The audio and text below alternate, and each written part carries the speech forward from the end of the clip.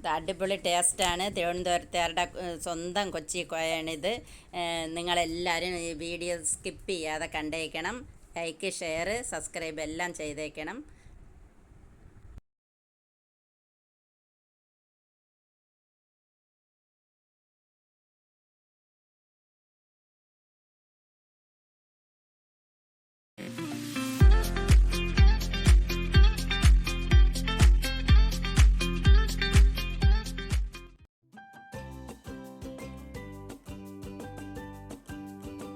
അസ്സലാമലൈക്കും. നസീമ കിച്ചണിലേക്ക് സ്വാഗതം. ഇന്ന് ഞാൻ വന്നിരിക്കുന്നത് കൊച്ചിക്കോയ എന്ന് പറയുന്ന ഒരു വിഭവം ഉണ്ടാക്കാനാണ്.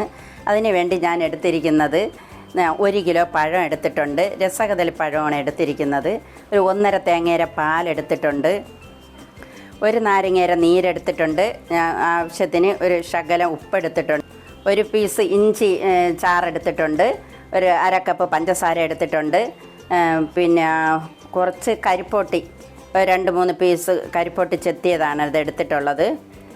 1 പിടി ചുവന്നുള്ളി ഞാൻ ചെറിയ ഉള്ളി ചതച്ച് വെച്ചിട്ടുണ്ട്. ആവശ്യത്തിന് പിന്നെ അവൽ വെച്ചിട്ടുണ്ട്. ഇത് ഇത്രയാണ് ഇതിന് ആവശ്യം. ഇതൊക്കെ നമുക്കൊന്ന് എങ്ങനെയാണ് ഉണ്ടാക്കുന്നതെന്ന് ഒന്ന് കണ്ടു നോക്കാം. ഞാനൊരു പാത്രം എടുത്തിട്ടുണ്ട്. ഇനി നമുക്ക് പഴമൊക്കെ അതിനകത്തേക്ക് ഉരിച്ചതിനകത്തേക്ക് ഇടാം. നമുക്ക്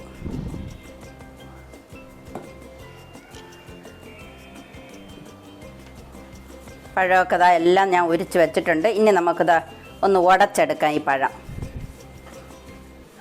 മിക്സിയുടെ ജാറിലൊന്നും ഇട്ട് അടിക്കണ്ട. നമുക്കിതുപോലെ ഒന്ന് ഉടച്ചെടുത്താൽ മതി.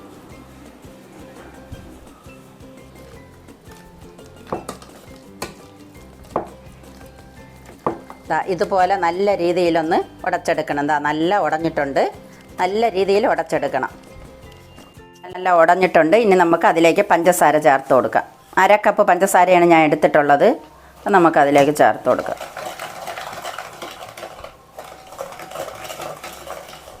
ഇനി നമുക്കതിലേക്ക് പാലൊഴിച്ചു കൊടുക്കാം. തേങ്ങാപ്പാൽ.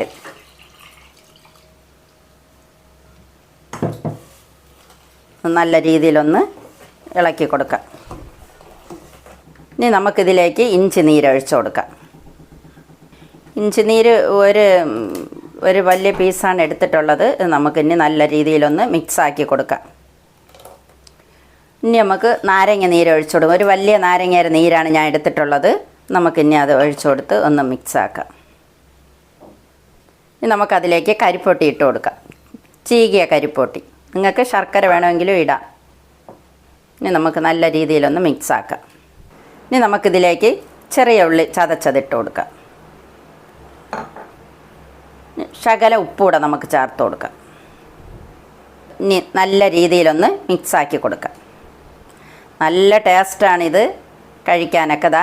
ഈ കട്ടി മതി, കണ്ടോ? ഇതുപോലെ കട്ടിയിരുന്നാൽ മതി. ഇനി നമുക്ക് അവിലൊന്ന് വറുത്തെടുക്കാം. ഇനി നമുക്കൊരു പാത്രത്തിലേക്ക് കുറച്ച് അവിലിടാം.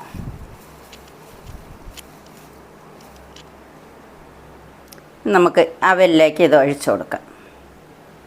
സൂപ്പർ ടേസ്റ്റാണ്. എല്ലാവരും ഇതുപോലെ ഒന്ന് ട്രൈ ചെയ്യണം. വീഡിയോ ഇഷ്ടപ്പെട്ടാൽ ഒന്ന് ലൈക്ക് ചെയ്യാനും ഷെയർ ചെയ്യാനും സബ്സ്ക്രൈബ് ചെയ്യാനും കമൻറ്റ് ചെയ്യാനും മറക്കരുത്. Thank you.